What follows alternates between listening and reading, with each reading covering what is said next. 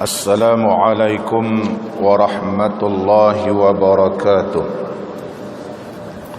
الحمد لله رب العالمين، والصلاة والسلام على سيدنا ونبينا محمد وعلى آله وأصحابه أجمعين. رب اشرح لي صدري ويسر لي أمري واحلل عقدة من لساني يفقه قولي. اللهم افتح علينا فتوح العارفين وارزقنا فهم النبيين وإلهام الملائكة المقربين. يا حي يا قيوم يا رب موسى وهارون ونوح وإبراهيم ومحمد صلى الله عليه وسلم. أكرمنا بجودة الحفظ والفهم وارزقنا الحكمة وثبات الذهن والعقل والحلم والعلم والنجاح في الدنيا والآخرة بحق سيدنا محمد صلى الله عليه وسلم يا رب العالمين.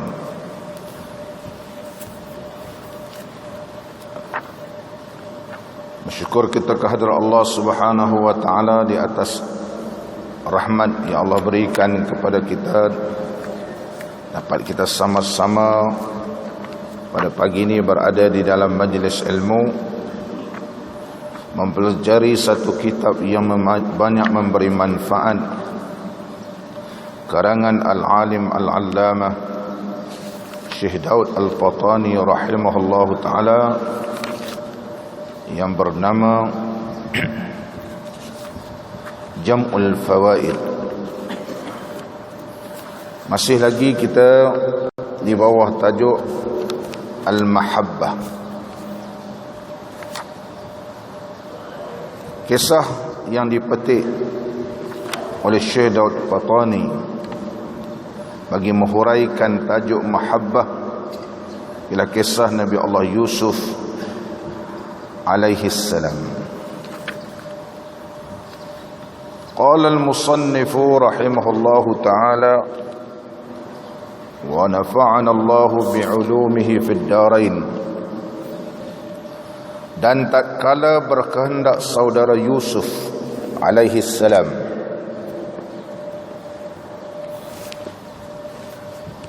mahu bahawa menjatuhkan dia Yusuf alaihi salam ke dalam ghiyabatul jubbi, berseru Yusuf alaihi salam, hai saudaraku,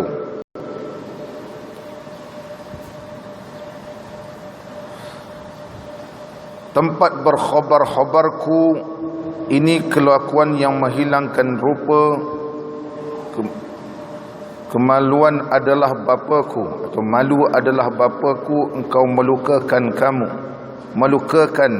kamu, maka ini balasannya. Maka apa dosaku kepada kamu? Nabi Allah Yusuf alaihi salam berkata kepada adik-beradik dia, sedangkan kita nak pergi bermain-main, tempat bersuka-suka, tetapi bertukar bertempat yang tidak baik. Kemudian Nabi Allah Yusuf alaihi salam bertanya, adakah bapa engkau melukakan kamu? Kenapa buat perangai begini? Pernahkah bapa menganiaya kamu semua? Apa salah aku dan apa salah bapa kita sehingga kau campakkan aku ke dalam perigi ini? Itu kata Nabi Allah Yusuf alaihi salam. Maka ini balasannya. Apakah ini yang kau lakukan terhadap bapa kita, sehingga kau menganiayakan aku dan dicampakkan aku ke dalam telaga? Maka apabila Nabi Allah Yusuf alaihi salam dicampakkan ke dalam api, ke dalam telaga, iaitu mereka berbincang-bincang nak membunuh Nabi Allah Yusuf. Tetapi Yahuda mengatakan, janganlah ia dibunuh dan dicampakkan ia ke dalam telaga. Nabi Allah Yusuf alaihi salam ketika mana dicampakkan ke dalam jub ini, umurnya 14 sanatan, iaitu 14 tahun. Oleh sebab itu dinamakan ghulam. Summiyal ghulamu ghulaman li ghulmatih. Dinamakan ianya ghulam kerana ia dalam peringkat pembesaran kepada umur dewasa. Ini nama ghulam. Ataupun dalam tempoh nak menjadi remaja, umur 14 tahun. Contoh Abdullah ibn Abbas radhiyallahu anhuma juga membonceng Nabi sallallahu alaihi wasallam, kemudian Nabi bersabda, ya ghulam, wahai ghulam, ala uallimuka, maukah aku ajarkan kamu satu kalimat yang kamu menjaganya, nescaya kamu akan berjaya. Ihfazillah yahfazka, kalau kamu pelihara Allah, nescaya Allah akan pelihara kamu. Kenallah Allah di waktu lapang, nescaya Allah akan kenal kamu waktu susah. Jadi dipanggil Abdullah bin Abbas radhiyallahu anhuma ya ghulam dengan bahasa yang begitu lembut. Jadi disebut oleh para alim ulama ghulam bila berumur 14 tahun, 13, 14 namanya ghulam. Kisah Nabi Allah Khidir alaihi salam dengan Nabi Allah Musa alaihi salam suruh membunuh budak. Umur ketika itu bukan budak kecil, sebab disebut dalam Quran ghulam. Ghulam ni sudah ada tanda kalau umur dia 14 tahun, mana sudah ada tanda-tanda budak ini seorang yang derhaka kepada kedua bapa. Kalau dibiarkan dia hidup, dia akan jadi teruk lagi. Ghulam ni bukan memberi maksud budak yang baru lahir, bukan ghulam ni memberi maksud anak yang berumur 1 tahun, 2 tahun, 3 tahun sebagaimana yang kita faham bila baca tafsir ya ghulam, mana kita faham telah membunuh budak. Oi, takkan bunuh budak. Begitu. Tapi bahasa Arab dia lain. Ghulam, murahiq, dia ada nama sabi, tiflun, murahiq, ghulamun, murahiqun. Kemudian syabab, rajul. Ini semua kategori bahasa Arab yang berbeza makna. Hatta orang Arab pun tak faham bila baca ya ghulam ini, dia menganggap juga seperti kanak-kanak. Seperti kanak-kanak yang begitu yang masih kecil, tapi mengikut kaedah bahasa Arab ghulam umur di antara 13, 14 dan 15. Wa kana umruhu, adalah umur Nabi Allah Yusuf alaihi salam idzaka 14 sanatan fabakatil malaikatus samai rahmatan lahu. Jadi Nabi Allah Yusuf alaihi salam ketika itu berumur lebih kurang 14 tahun. Bila dicampakkan ke dalam telaga, menangis para malaikat di langit kerana kesian kepada Nabi Allah Yusuf alaihi salam.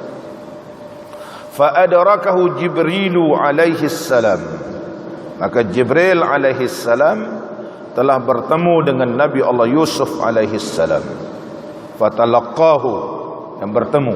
Karena Jibril alaihi salam diutuskan oleh Allah Taala supaya bertemu dengan kekasihnya, iaitu Nabi Allah Yusuf alaihi salam. Seluruh dalam kitab kita ni. Maka apa dosaku kepada kamu? Nabi Allah Yusuf tanya, apa dosaku? Apa dosa aku? Karena ayahnya menyayangi Nabi Allah Yusuf alaihi salam dan Bunyamin. Oleh sebab itu mereka amat mencemburui Nabi Allah Yusuf, dan dia tahu bahawa Nabi Allah Yusuf alaihi salam berdasarkan mimpi yang telah terbocor, rahsia mimpi ini, mereka sudah tahu bahawa Nabi Allah Yusuf alaihi salam satu hari nanti akan menjadi ketua dan akan menyebabkan mereka ini berada di bawah dia. Saya telah huraikan pada pengajian yang lepas berdasarkan tafsir Imam Al-Qurtubi rahimahullahu ta'ala. Apa dosaku? Dia kata, maka kasihanilah, atau maka kasihani olehmu akan dhaifku. Dia kata, kesianlah aku. Tak ada kesian ke aku ni dalam keadaan aku ini lemah? Bukan setakat itu, dia kata. Dan kecilku,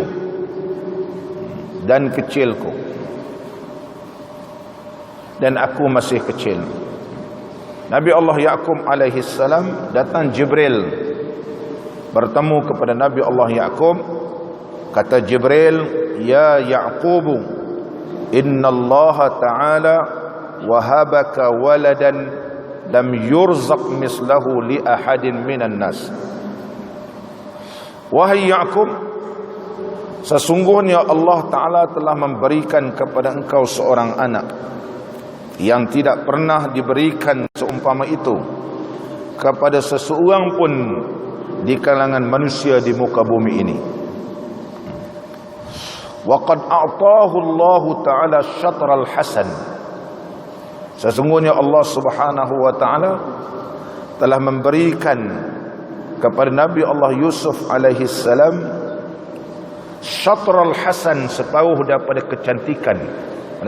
Separuh daripada kecantikan yang ada dalam dunia ni diberikan oleh Allah kepada Nabi Allah Yusuf alaihi salam. Fa fariha bizalika. Bila dengar sedemikian rupa, Nabi Allah Yaqub alaihi salam amat gembira. Walamma hadara minas safar, tak kala pulang daripada musafir, zabaha alfa ra'sim minal ghanam, maka Nabi Allah Yaqub alaihi salam telah menyembelih 1000 ekor kambing.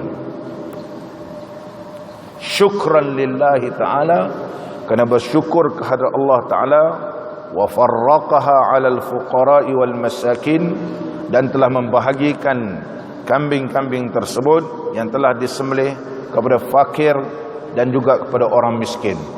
Ini disebut dalam tafsir bahawa Nabi Allah Yaqub alaihi salam amat gembira, dia kata, dan bersyukur kehadrat Allah dan melakukan ibadat, itu menyembelih sebanyak 1000 ekor, bukan seekor, 1000 ekor diberikan kepada fakir miskin.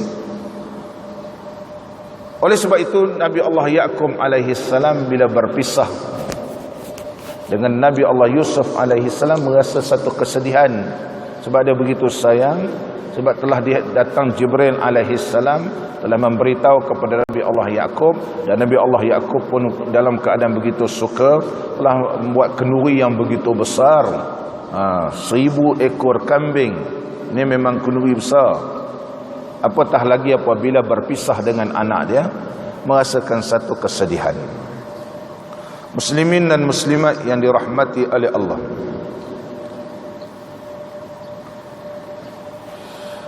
seterusnya qala al-musannif rahimahullahu ta'ala wa nafa'ana Allah bi'ulumihi fid darain. Dan ditinggalkan bajunya kerana menjatuhkan di dalam telaga, maka berkata ia, kembalikan olehmu akan bajuku. Jadi Nabi Allah Yusuf alaihissalam, bajunya ditinggalkan dan dicampakkan dia ke dalam telaga.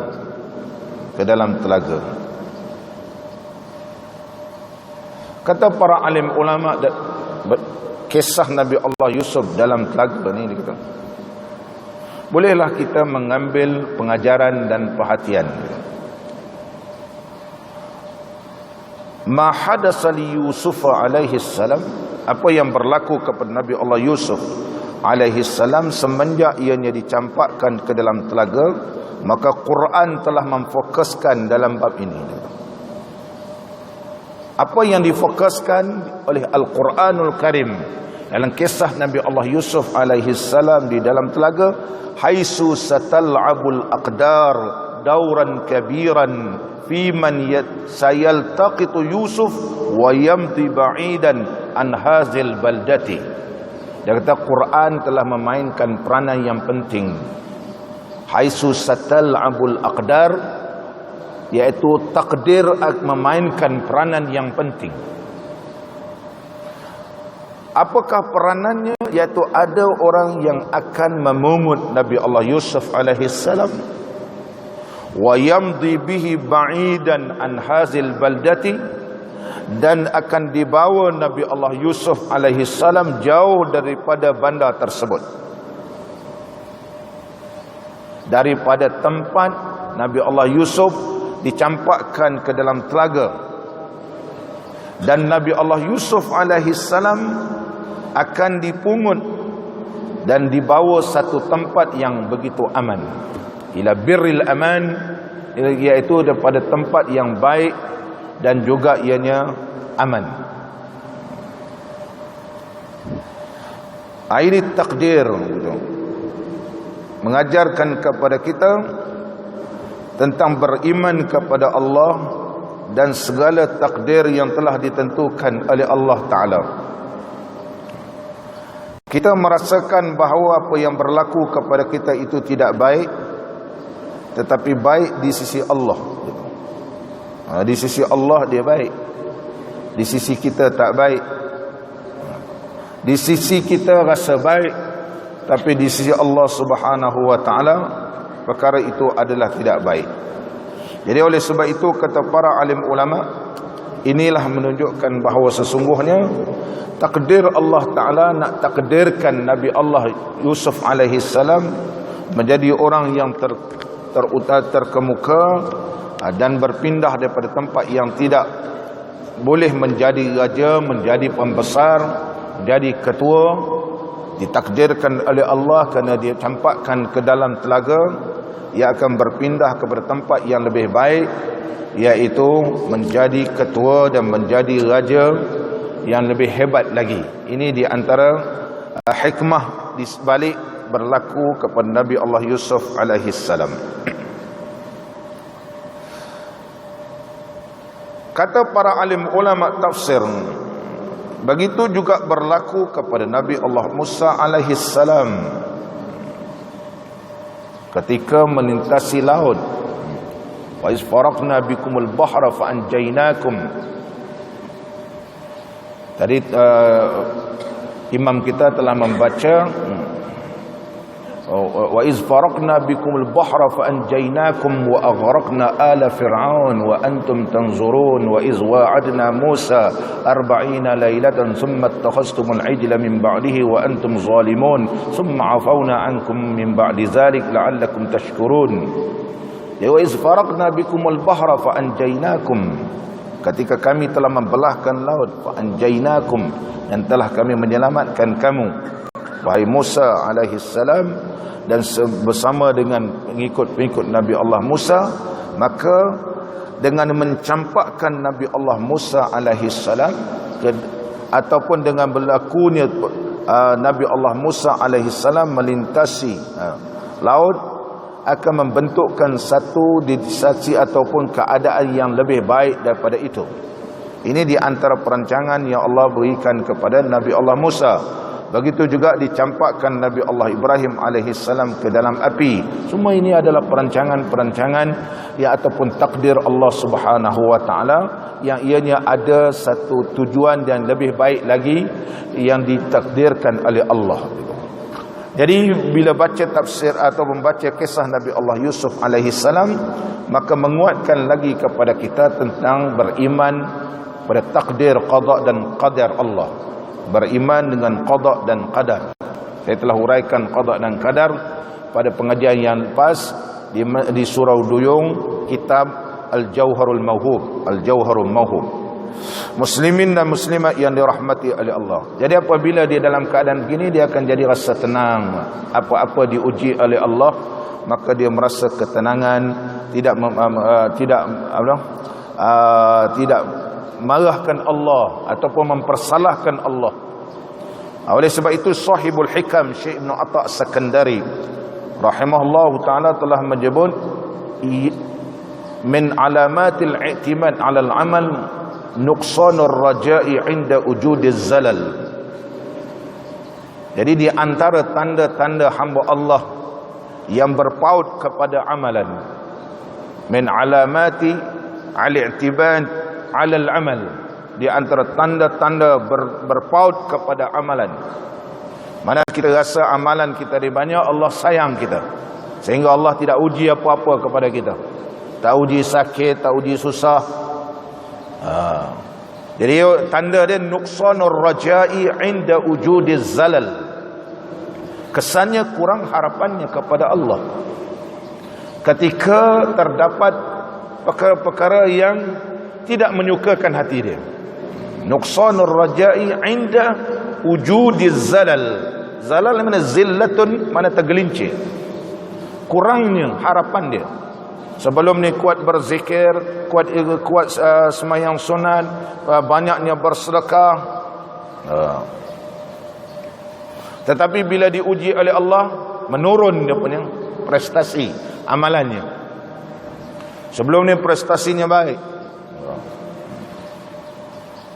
Kalau orang sekarang mempunyai KPI dia nak 100%, ada target iaitu 80% gitu. Naik sampai 90, tetapi kerana terdapat satu ujian daripada Allah, menurun sehingga 15% gitu. Ini orang yang berpaut, diajarkan berdasarkan kisah Nabi Allah Yusuf alaihi salam apabila diuji oleh Allah, bertambah hampirnya kepada Allah.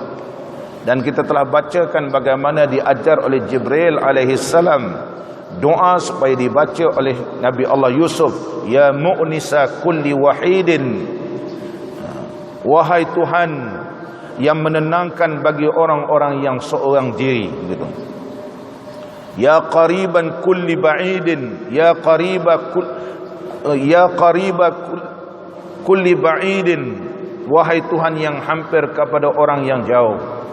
Maka di antara doa Nabi Allah Yusuf alaihi salam mengajarkan kepada kita, bila Jibril ajar kita dalam keadaan terdesak, dalam keadaan kita susah, apabila Allah takdirkan begitu, maka kita memohon kepada Allah Ta'ala supaya Allah memberikan jalan kelepasan.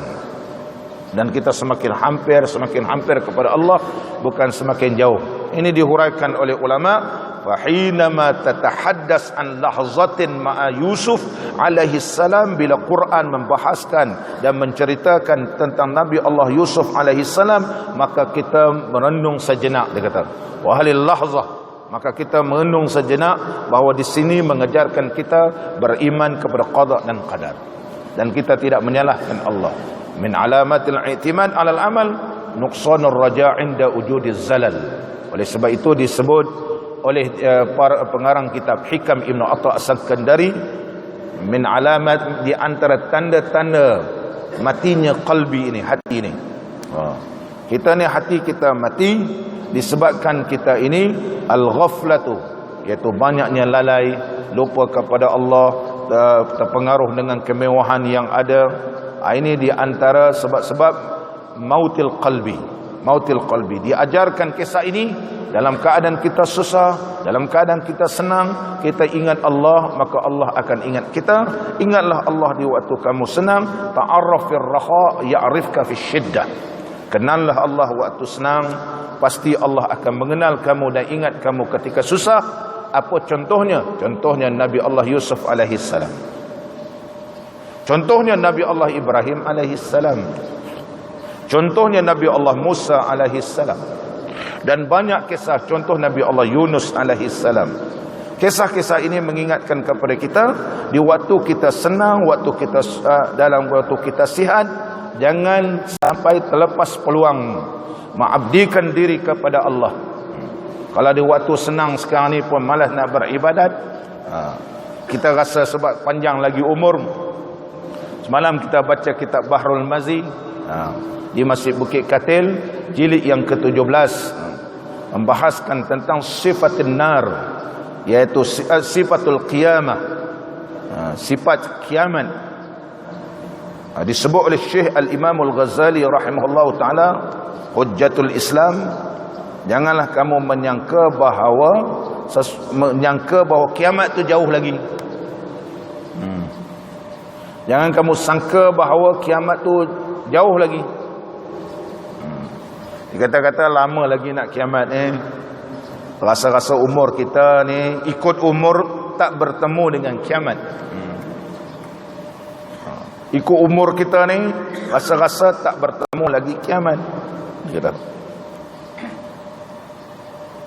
Dia lupa bahawa kiamat ni ada dua, satu kiamat kecil, satu kiamat besar. Kiamat kecil mati, kiamat besar betul berlakunya kiamat. Oleh sebab itu Syekhul Islam, Hujjatul Islam Al-Imam Al-Ghazali telah memperingatkan kita tentang keadaan kita ni jangan sampai lalai dan bersiap sedialah, kata Imam Ghazali, ista'id ya miskinu, bersiap sedialah wahai orang miskin. Miskin apa? Miskin amal. Kita ni dinamakan miskin walaupun rumah kita tersergam indah, walaupun kita mempunyai aset yang begitu banyak, orang kaya orang panggil, tapi miskin. Ya miskinu, ista'id ya miskinu, bersiap sedialah wahai miskin. Kamu itu miskin, miskin dari sudut amal. Kalau ada amal pun takut datang riak.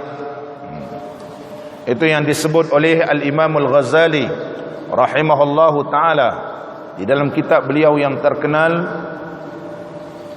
Usulul Arba'in. Usulul Arba'in.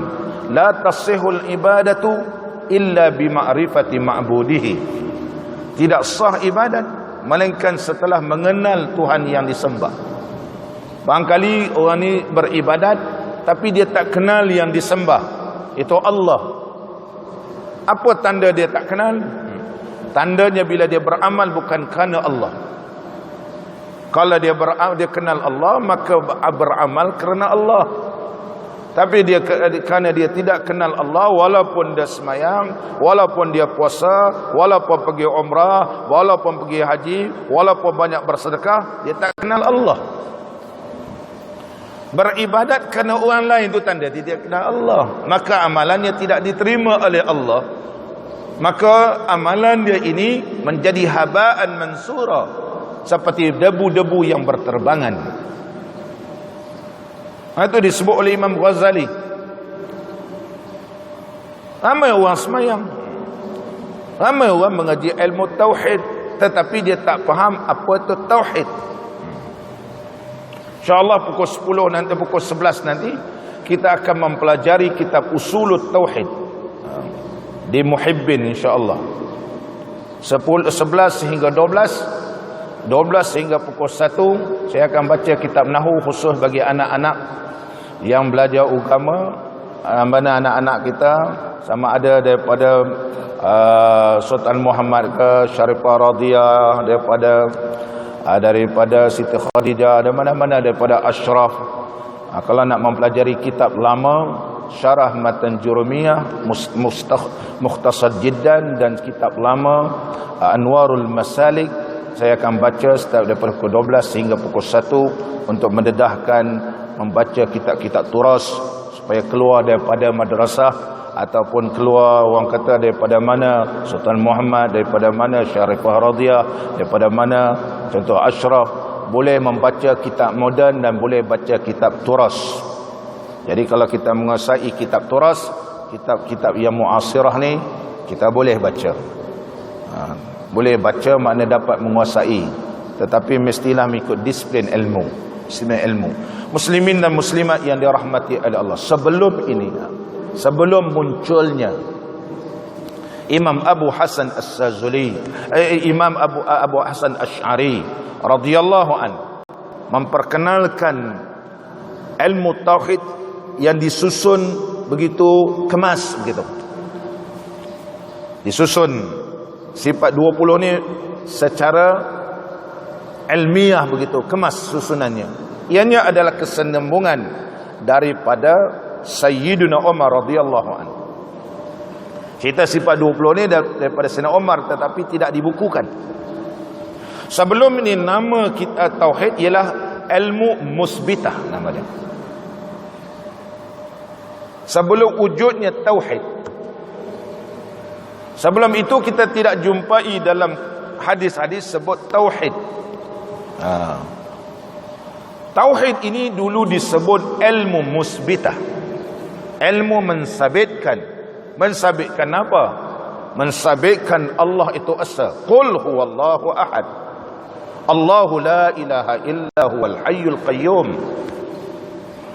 Jadi apabila kita sudah mengetahui tauhid ini adalah disebut ilmu musbitah. Ilmu mensabitkan, sabitkan Allah itu asa. Jadi dipelajarikan ilmu tauhid. Apabila dia memahami tentang ilmu tauhid, kenal Allah, maka dia beribadat lillah. Lillah. Dia menolong orang lillah, maka dia tidak akan mengungkit-ungkit. Kalau tolong orang dia ungkit, dia tak kenal Allah. Begitu. Ada orang mengaji ilmu tauhid, lepas satu kitab tapi tak faham ilmu tauhid, dia tolong orang, dia sembang dengan kita. Mengaji tauhid banyak. Aqidatun Najin, Ad-Durrus Samin, Risalatut Tauhid, macam-macam belajar. Al-Kawkibul Munir, Bidayatul Hidayah, macam-macam kita kalau mengaji. Moden lah apa semua-semua. Tapi bila dia sembang kita, dia kata tu aku dulu ada tolong seorang tu, dia sebut nama, tapi jenis tak mengenal budi. Dia kata kita tolong ikhlas. Kalau tolong ikhlas tak cerita ke orang. Kalau mula menceritakan kepada seseorang, itu tanda tidak ikhlas. Saya tolong dia ikhlas. Kita kata bang, kalau tolong ikhlas apa cerita kat saya? Dia kata saja nak cerita. Bila bercerita itu mengungkit nama dia. La tubtilu sadaqatikum bil manni wal adha. Jangan kamu cuba membatalkan segala pemberian kamu dengan mengungkit-ungkit. Fa masaluhu kamathali safwanin alaihi turabun fa asabahu wabilun fatarakahu salda. Allah sebut dalam Quran. Diumpamakan tanah yang banyak, diletakkan di atas batu yang licin, kemudian kamu ambil air, kamu juruskan tanah tersebut, apa yang tinggal? Tinggal batu. Mana amalan yang begitu banyak yang telah kita bina, bersusah payah, tetapi kerana mengungkit-ungkit, maka Allah hapuskan. Oleh sebab itu Imam Ghazali menghuraikan, la tasihul ibadatu illa bima'rifati ma'budihi. Bukan maknanya kita ni tuan-tuan semua kena belajar ilmu tauhid, ini sifat 20, ni wujud qidam. Betul? Betul. Memang kena faham wujud qidam baqa. Tetapi lebih daripada itu dihuraikan oleh Imam Ghazali, kena kenal yang disembah itu. Bila kita tahu Allah itu wujud, Allah itu qidam, Allah itu baqa, qiyamuhu ta'ala binafsih, kita ni berhajat kepada Allah. Kita bukan boleh berdiri dengan sendirinya. Merujuk kepada itu, kata Imam Ghazali, hendaklah kita beribadat kerana Allah. Maka akibat daripada tidak kenal Allah, maka jadilah keadaan masyarakat yang tidak aman, kerana mendengki dengan seseorang sehingga menjatuhkan orang ni. Maka tak kenal Allah Subhanahu wa taala, tidak beribadat kepada Allah. Masjid walaupun tersegam indah dengan aircon, dengan cantik semua, kapet baru gitu, lansir pun bercantik dengan perhiasan yang begitu indah, berbangga dengan masjid tersegam indah, tapi kerana masyarakat tidak kenal Allah, maka beribadat ni hari tertentu, Maulidur Rasul, Isra wal Mi'raj begitu, malam Jumaat gitu. La tasihul ibadah. Kerana apa tak sah ibadat? Kerana tidak kenal yang disembah. Jadi hendaklah, kata Imam Ghazali, maka Imam Ghazali menekankan dalam kitab beliau Usulul Arba'in, satu persatu ikhlas, sabar, 10 sifat-sifat mahmudah dan 10 sifat-sifat mazmumah. Muslimin dan muslimat hafizakumullah. Sama balik kita. Maka ditinggalkan bajunya kerana menjatuhkan di dalam telaga, maka berkata ia, kembalikan olehmu akan bajuku supaya menutup dengan dia akan auratku. Nabi Allah Yusuf kata, jangan sampai aku ni tak baju, bagilah aku baju tu. Maka dibagikan baju, sebab aku dalam telaga ni. Ketika mana masuk dalam telaga, para malaikat di langit menangis kerana kesian Nabi Allah Yusuf alaihissalam. Fa adrakahu Jibrilu, Maka Jibril terus bertemu dengan Nabi Allah Yusuf alaihi salam, fatalaqahu wa wada'ahu ala sakhratin. Maka Jibril alaihi salam sambut Nabi Allah Yusuf alaihi salam dan meletakkan ia di atas sakhrah, di atas batu. Di dalam telaga ni letak atas batu. Qad rafa'ahu Allah taala minal jubbi. Maka Allah telah menyelamatkan Nabi Allah Yusuf daripada tenggelam masuk dalam telaga. Dia ada satu sakhrah, ada batu, kemudian diselamatkan agar tidak lama mati ya. Gitu. Ini yang kita baca hadis tadi.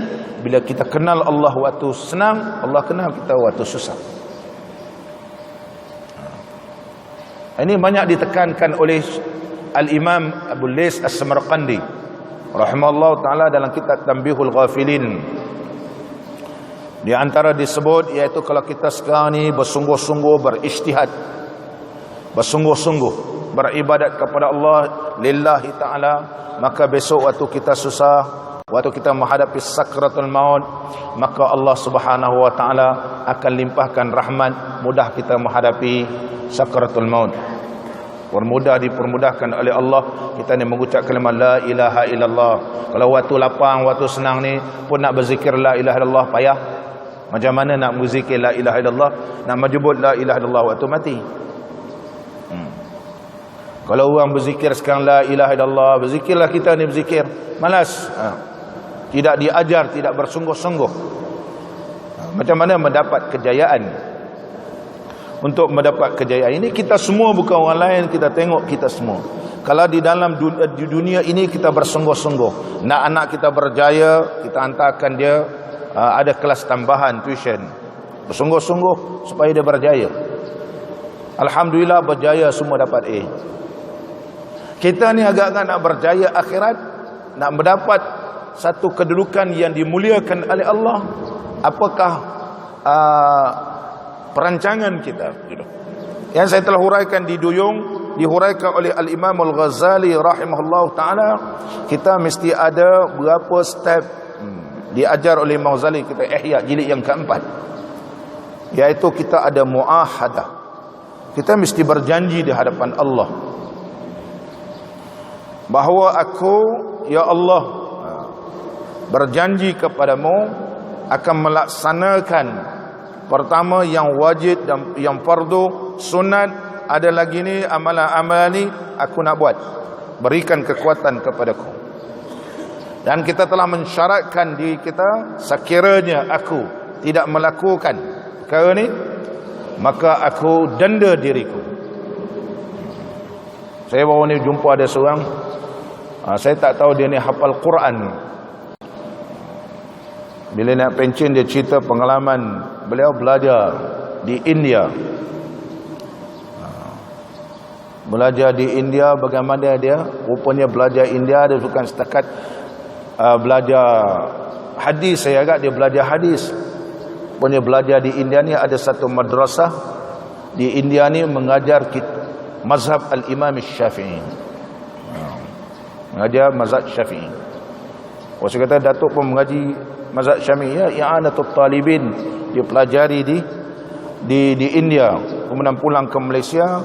Bukanlah di India ni semua mazhab Hanafi, rupanya ada mazhab Syafi'i. Barulah saya teringat bahawa seorang ulama India yang alim, Syekh, iaitu Zainuddin Al-Malibari, seorang ulama fiqh Syafi'i yang alim, mengarang kitab Fathul Mu'in. Fathul Mu'in.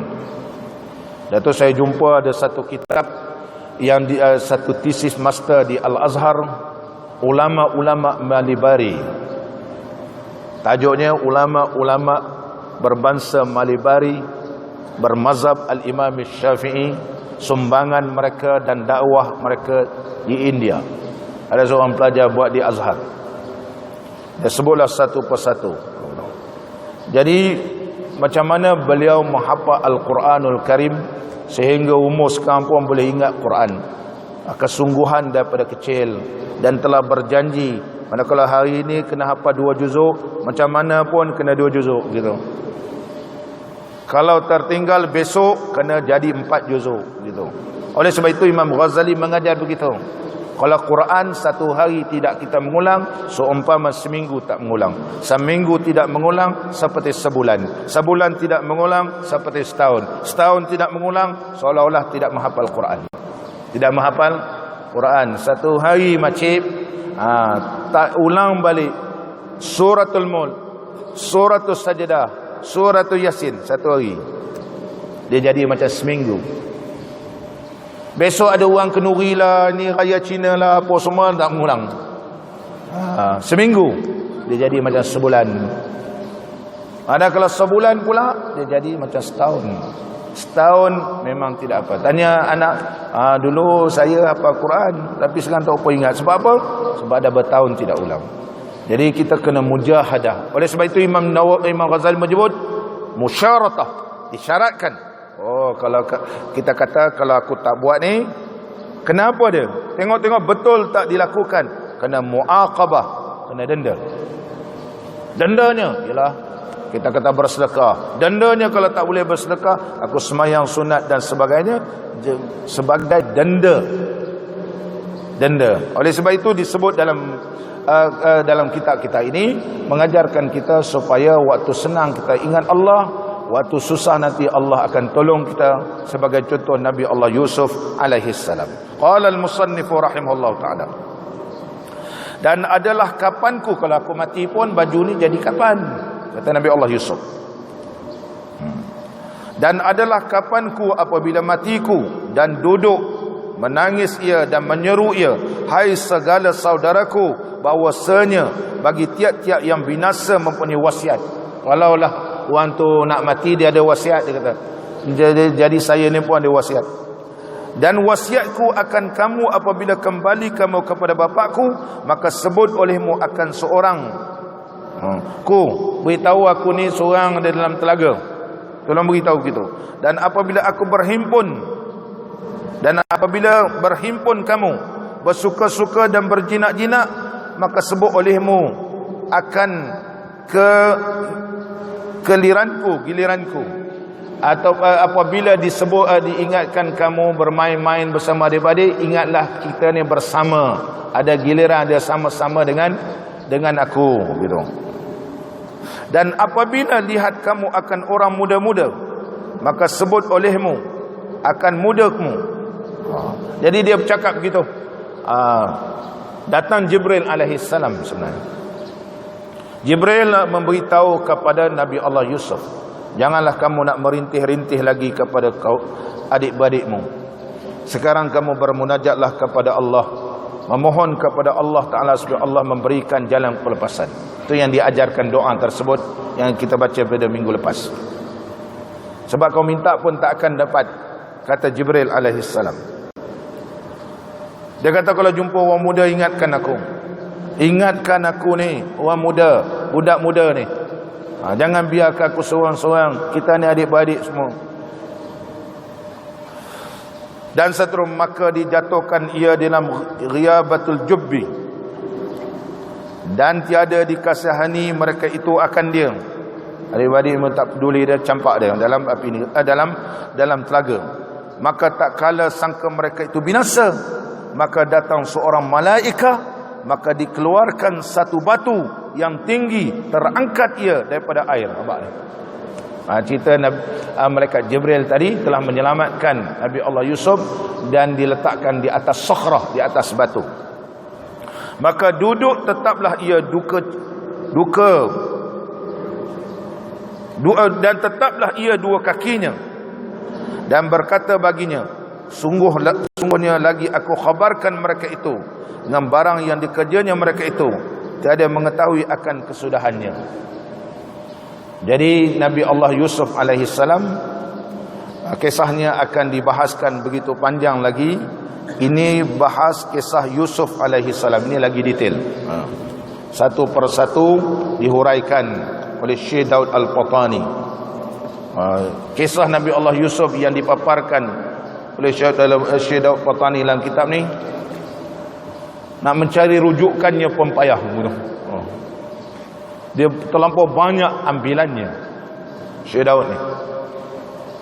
Kita tengok dalam Qasasul Anbiya,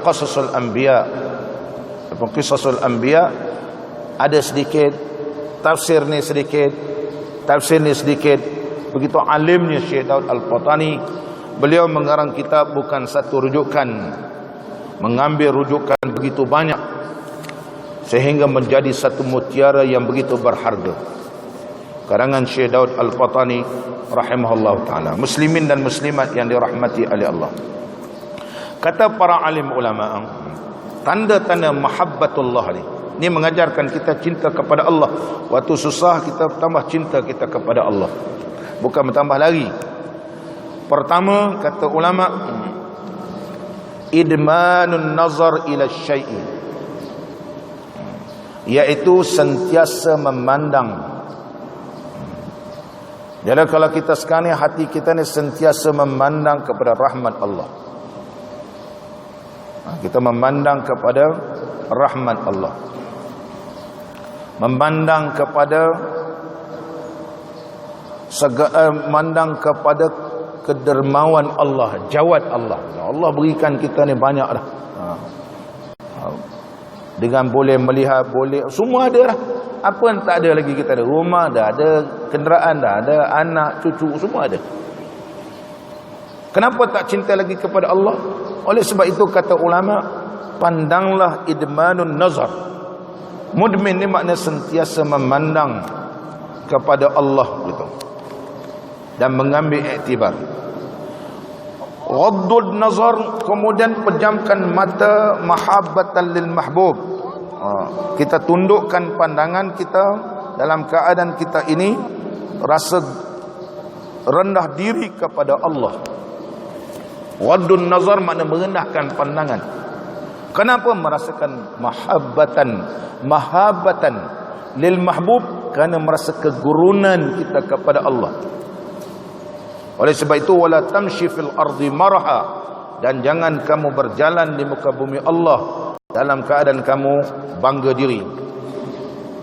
Jadi orang yang mahabbatullah ini, dia akan rasa tunduk kepada Allah, tidak akan berani melanggar perintah Allah, melakukan maksiat, melakukan perkara dosa. Kenapa?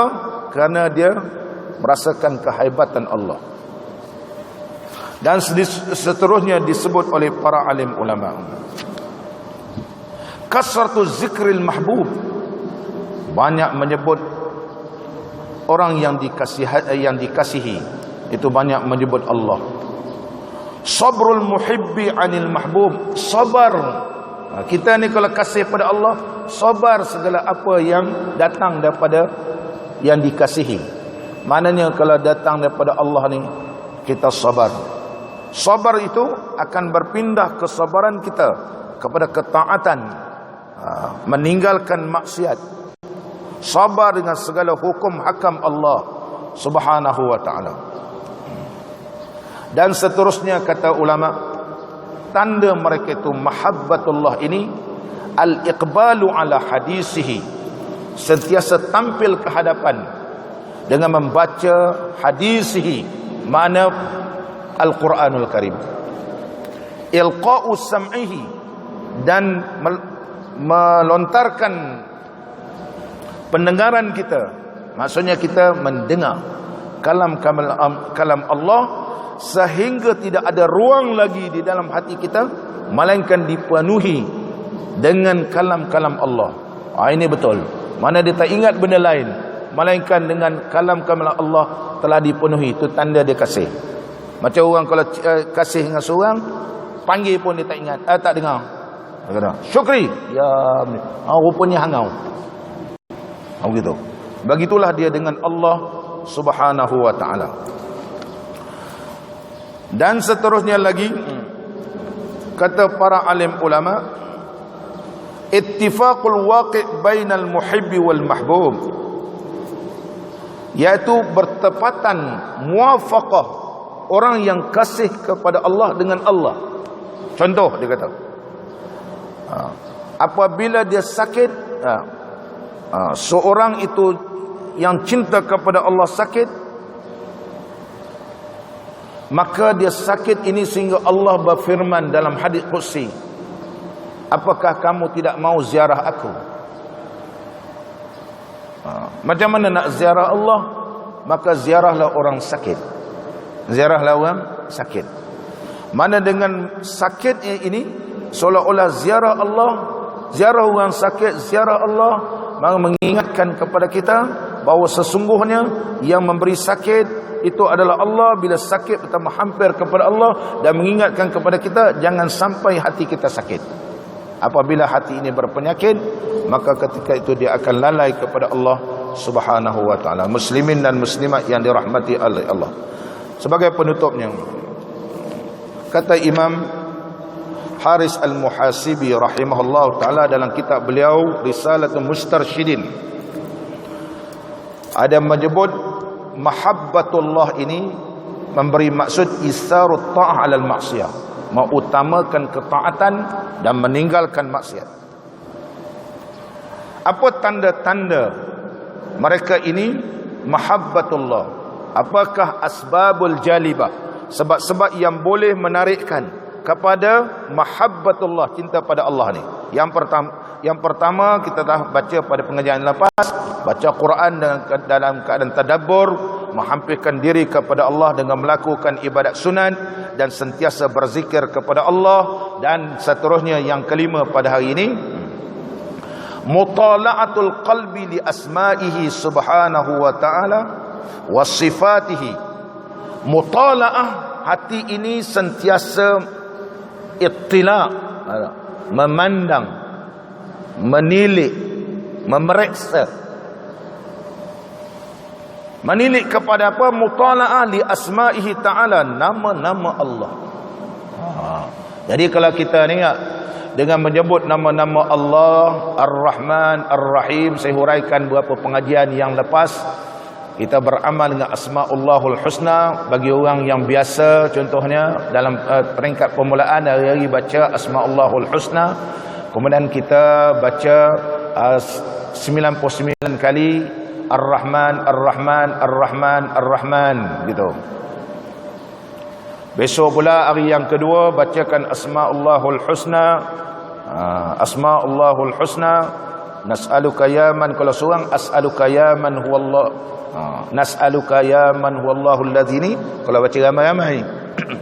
Kalau baca seorang-seorang as'alu, as'alu. Mana kita mohon pada Allah nama-nama Allah ni besok Ar-Rahim, Ar-Rahim 99. Sampailah 99 hari. Kemudian ulang balik. Begitulah bagi peringkat awal, gitu, ada peringkat yang awal. Peringkat awal. Manakala kita mampu begitu, buat pertama begitu. Barangkali dalam masa dalam masa 6 bulan 7 bulan kita sudah menjadi sebati, maka baru kita pindahkan kategori yang kaedah yang kedua. Kita baca bermula kalau dah hari yang keempat, mana 4 nama Allah ni, Asma'ullah Husna ni dibaca 99. Ar-Rahman, Ar-Rahman 99, Ar-Rahim, Ar-Rahim 99, Al-Malik, Al-Malik contohnya 99. Contohnya hari keempat. Hari kelima pun begitu. Mana 99, 99, 99, 99, 99.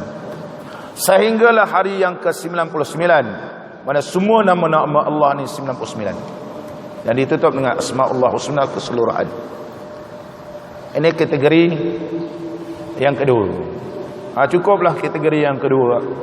Jadi kategori pertama dan kategori kedua, insya-Allah apabila disebut oleh ulama mutala'atul qalbi asma'ihi, bila hati ini memandang dan menilik kepada nama-nama Allah dan musyahadah dan sentiasa riyadah, berlatih mengenal Allah dengan nama-nama Allah. Barang siapa mengenal Allah, kata Imam Fairuz Al-Abadi menyatakan, barang siapa mengenal Allah dengan nama-nama dan sifat-sifatnya dan segala af'al Allah, nescaya ia akan cinta kepada Allah. Sudah pasti. Sudah pasti. Mudah-mudahan Allah memberkati pertemuan kita.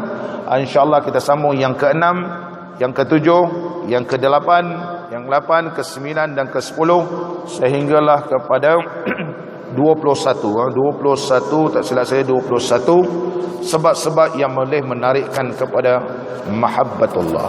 Mudah-mudahan Allah memberkati pertemuan kita. InsyaAllah kita bertemu pada pukul 11 pagi di Darul Muhibbin.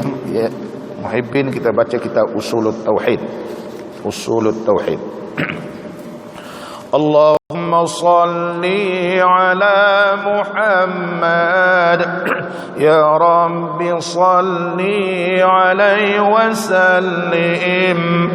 Allahumma salli ala Muhammad ya Rabbi salli alaihi wa sallim. In qila zurtum bima raja'tum يا أكرم الخلق ما نقول اللهم صل على محمد يا رب صل عليه وسلم. اللهم صل على محمد يا رب صل عليه وسلم. قلوا رجعنا بكل خير واجتمع الفرع والأصول. اللهم صل على محمد بصل عليه وسلم. اللهم صل على محمد يا رب صل عليه وسلم. لولاك يا زينة الوجود ما طاب عيشي ولا وجودي. اللهم صل على محمد يا رب صل عليه وسلم. اللهم صل على محمد يا رب صل عليه وسلم. ولا ترنمت في صلاتي ولا ركوعي ولا سجودي. اللهم صل على محمد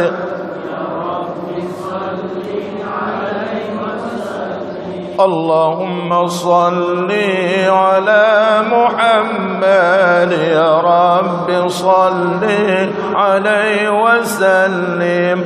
أيا ليالي الرضا علينا عودي ليغضر منك عودي. اللهم صل على محمد يا رب صل عليه وسلم. اللهم صل على محمد يا رب صل عليه وسلم. عدي علينا بكل خير بالمصطفى طيب الجدود. اللهم صل يا رب صل عليه وسلم. اللهم صل يا رب صل عليه وسلم. بالله صلني فداك روحي ذبت من الهجر والصدود. اللهم صل يا رب صل عليه وسلم. اللهم صل على محمد يا رب صل عليه وسلم. أنا الذي همت في هواكم يوما أراكم يكون عيدي. اللهم صل على محمد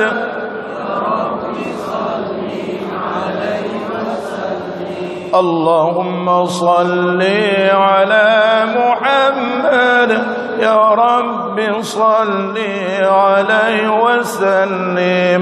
ثم الصلاة على نبينا وآله الركن ركع السجود اللهم صل على محمد يا رب صل عليه وسلم اللهم صل على محمد يا رب صل عليه وسلم. Mudah-mudahan dengan kita ma'alunkan qasidah yang diungkapkan oleh Sayyidi Ahmad Al-Badawi rahimahullahu ta'ala, Allah makbulkan doa kita, Allah permudahkan kita semua mendapat ziarah baginda Rasulullah sallallahu alaihi wasallam dan bersama dengan baginda Rasulullah sallallahu alaihi wasallam di akhirat besok dalam syurga Allah. Bismillahirrahmanirrahim. Alhamdulillahirabbil alamin wassalatu wassalamu ala sayyidina wa nabiyyina Muhammadin wa ala alihi wa sahbihi ajma'in. Allahumma ij'al jam'ana hadha jam'an marhuma wa tafarruqana min ba'dihi tafarruqan ma'suma wa la taj'al fina wa la ma'ana wa la man yatba'una shaqiyan wa la mahruma wa la matruda. Wa sallallahu ala sayyidina wa nabiyyina Muhammadin wa ala alihi wa sahbihi wa baraka wa sallam. Walhamdulillahi rabbil alamin. Taqabbalallahu minkum.